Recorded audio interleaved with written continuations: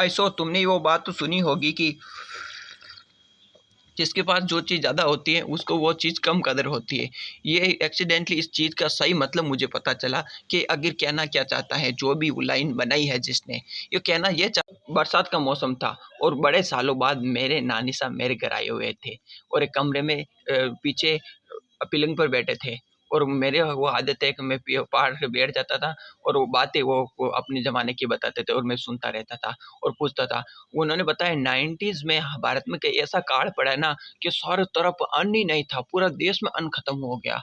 तो है ना, इतने हाई आसमान पे चले गए, वो फूड भी जो नेसेसरी होते हैं वो सबके लिए ज़रूरी होते हैं। उन्होंने बताया कि लोगों ने है ना, ऐसी-ऐसी नीमड़े होती है और ऐसे-ऐसे पेड़ वृक्ष होते हैं जिसके छाल होती है, छाल को जड़ी-बूटी के रूप में खाते हैं लोग, दवाई के रूप में। और उस समय में वो लोग उसको पीस कर आटा बनाकर रोटी खाते थे।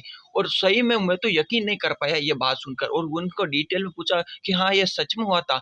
कि हाँ, ये इसलिए हुआ था सच में। और हमारे यहाँ तो वो नीमड़े की छाल उसको पीस कर खाते थे और वो खेजड़ी होती है हमारे यहाँ, खेजड़ी पर वो लगते हैं, केर और सांगरी लगते हैं, उनको खाते थे लोग और वो तो मिलते भी नहीं थे। वो इसलिए वो इतना भयंकर अकाल पड़ा था ना, उसमें करोड़ों लोग मारे गए, भूखमरी से मारे गए और कई लोगों ने तो अपने खुद के बच्चों को भून-भून के खा लिया। कुछ इस कारण वो बीमारियाँ फैल गई और कुछ मर गए और इतने भयंकर अकाल का पानी अकाल, फूड अकाल।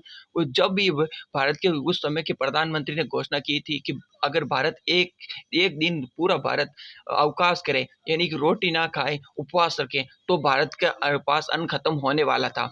तो ये एक दिन अवकाश किया पूरे भारत ने, तब वो जाकर कोई स्थिति सँभल पाई और जब जाकर अमेरिका से गेहूँ मँगाए गए। तुमने वो पढ़ा ही होगा इतिहास में ज़रूर कि रेड गेहूँ भेजे थे अमेरिका ने, जो उनके सूअर को खिलाते हैं, वो भारत को भेजे थे। तो यहाँ से मुझे सीखने को मिला, वह नानसा ने बताई जो कि 90s का अकाल ने हमें नहीं सिखाया। जो सीख गए ना, उनको रोटी की कीमत पता है।